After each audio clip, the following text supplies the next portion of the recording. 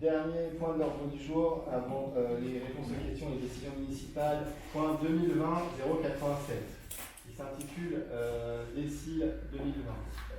Qui comme ça paraît rébarbatif, mais qui en fait, vous allez voir, est plein de bonnes nouvelles. C'est une note positive pour finir le conseil. Donc on a candidaté pour une subvention qui s'appelle le décile, sur lequel on a un certain nombre de catégories de projets qui sont éligibles. Nous sommes arrivés avec notre projet d'aménagement Wi-Fi pour l'école. Conformément à ce qu'on avait dit, on a pris le montant de la somme qui était allouée au voyage cette année qui n'a pas été utilisée, on l'a rebasculé en investissement sur l'investissement Wi-Fi.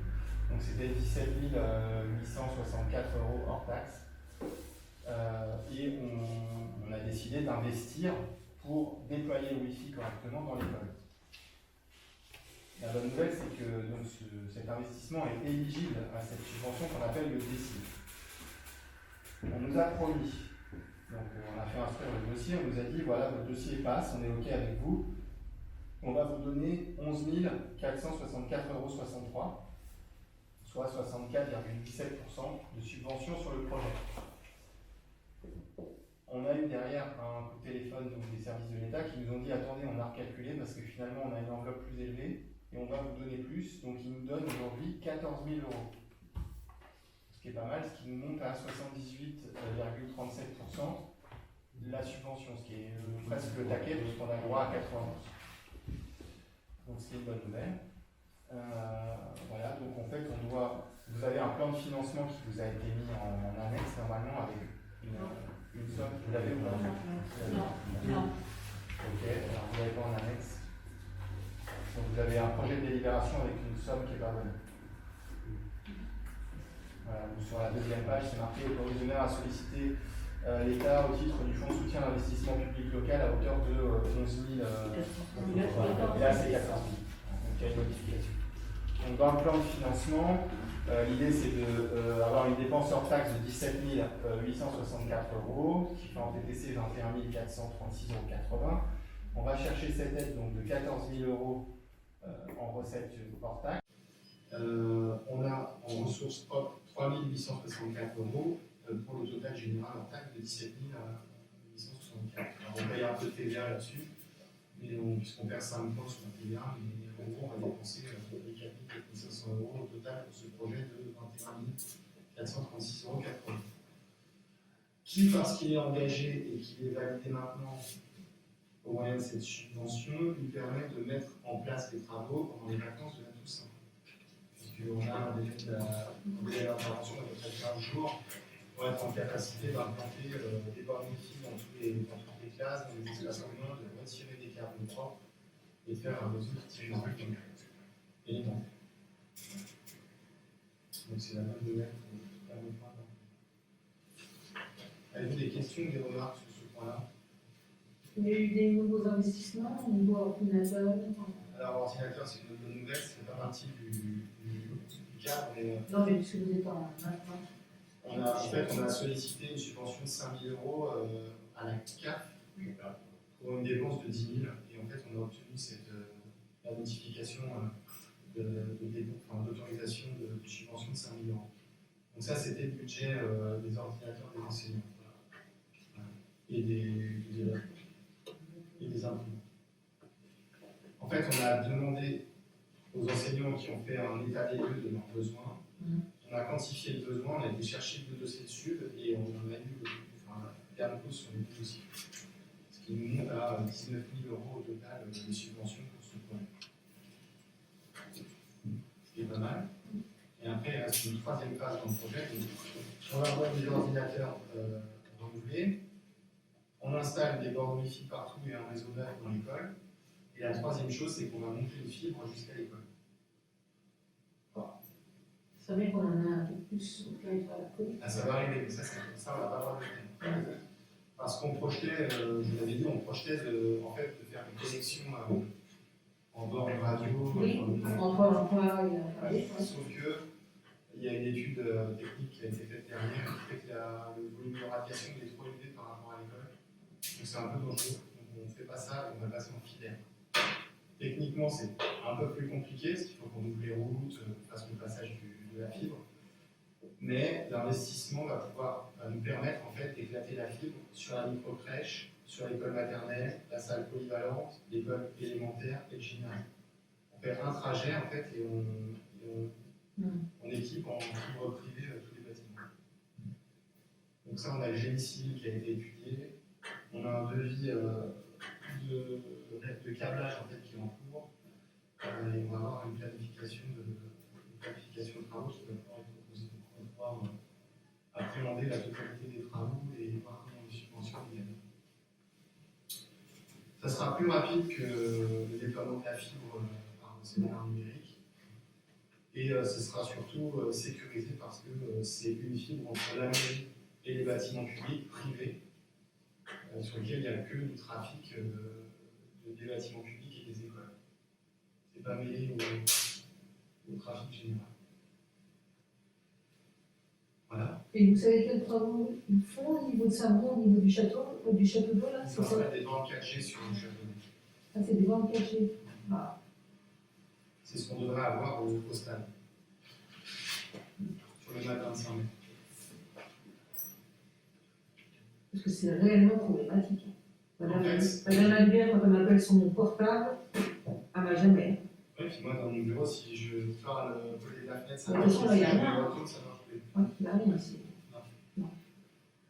Donc là, en fait, ces bornes 4G vont être installées parce qu'en 2015, l'État a demandé aux collectivités de faire un recensement des zones d'ombre, soit les zones blanches ou les zones noires, comme vous les appelez. Enfin, chacun les appelle avec des couleurs différentes, mais ils nous ont demandé en fait, sur une carte spécifique de leur dire à quel endroit on cachait la montre. Et donc on a fait ces points-là. Et je crois que sur 500 et quelques communes de Seine-et-Marne, on a pu être 12 ou 15 à répondre. Donc en 2019, ils se sont dit, bon, peut-être que les 15 qui ont répondu, on va les servir. C'est pour ça qu'ils nous mettent des barres 4G aujourd'hui. C'est un peu le hasard du fait qu'on ait répondu à cette étude au moment à ce moment-là. Et sur le stade, c'est plus longtemps les travaux sont Avant la fin décembre. Là, on en est au stade où l'étude technique a été faite, le permis de construire, enfin le permis de travaux a été déposé. Il est passé aux architectes des bâtiments de France qui viennent de le refuser.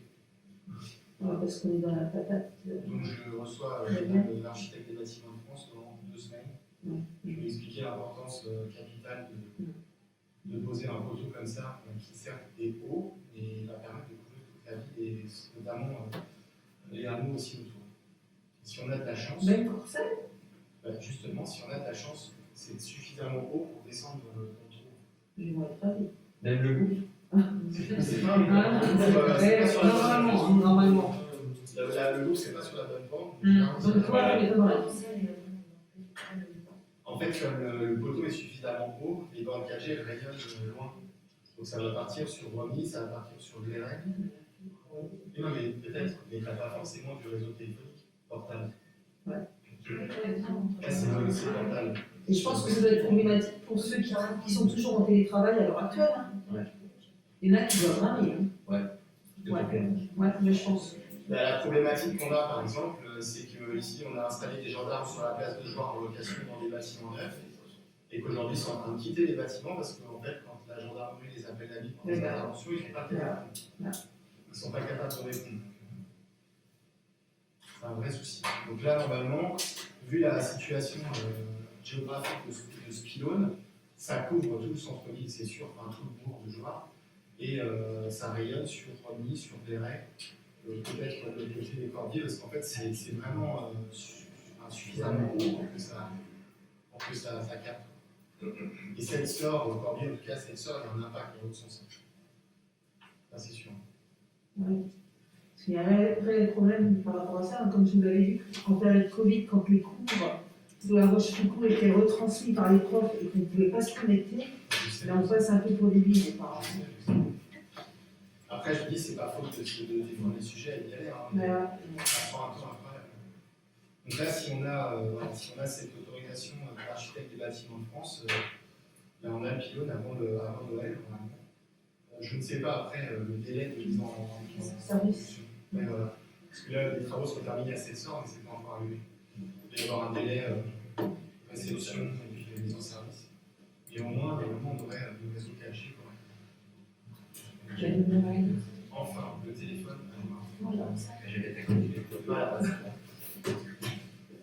Donc, est-ce que vous avez des questions, des remarques? Non.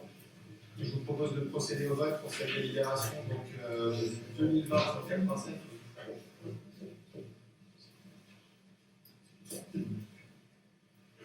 Donc délibération 2020-087, décide 2020.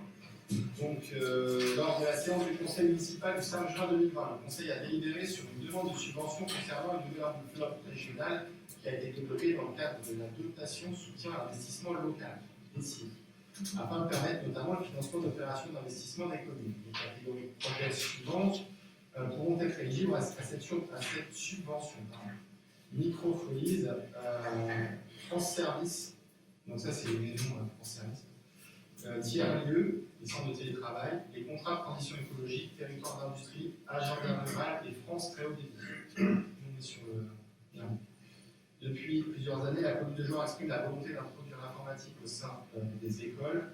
La crise sanitaire actuelle a mis en avant un besoin de communication informatique vers l'extérieur, les familles et enfants. Dans le cadre du projet France très haut débit, nous souhaitons apporter le développement du réseau Wi-Fi au sein de l'école afin de faciliter les transmissions avec les familles. L'intérêt majeur est de favoriser l'interactivité entre les enseignants et les élèves. Cela permettra de susciter l'intérêt et la curiosité des enfants, permettra d'intégrer naturellement les technologies de l'information et de communication et familiarisera les élèves avec l'environnement informatique. C'est aussi l'opportunité d'encourager une pédagogie individualisée et différenciée en faveur de la réussite scolaire de chaque enfant. Le coût prévisionnel est estimé à 17 864 € hors taxe, comprenant l'extension du réseau fibre sur le site de l'école élémentaire Jean-Bry avec le déploiement de réseau Wi-Fi très haut débit, avec une qualité de service permettant le suivi numérique de l'activité de l'école par les enseignants post-confinement. L'installation d'une liaison DLR Ubiquiti entre la mairie et le bâtiment, l'installation de switch par un 14.1J45, ça c'est la partie technique. Et surtout, ce qui est important, c'est qu'aujourd'hui, c'est un peu modifié, le nombre de bornes Wi-Fi a augmenté. Le descriptif initial. La préfecture de la région Île-de-France a accepté notre demande en date du 27 août dernier. Il convient à cet effet de reprendre la délibération en prenant compte des montants subventionnés validés. Donc le plan de financement prévisionnel actualisé est donc 78,37% de subvention, soit 14 000 € dans le cadre du décile par l'État, 21,63%, soit 3 864 € payés par la ville, pour un total hors taxe de 17 864 €. Le conseil municipal, après en avoir délibéré, décide du principe de la réalisation des travaux, approuve le plan de financement prévisionnel présenté ci-dessus et autorise le maire à solliciter de l'État au titre du fonds de soutien d'investissement public local à la hauteur de 14 000 € et autorise le maire ou son représentant à prendre toutes les dispositions nécessaires pour l'exécution de la présente délibération. Qui est contre? Abstention? Tout le monde est pour, ça doit être l'unanimité. Je vous remercie. Nous sommes arrivés au terme de ce conseil.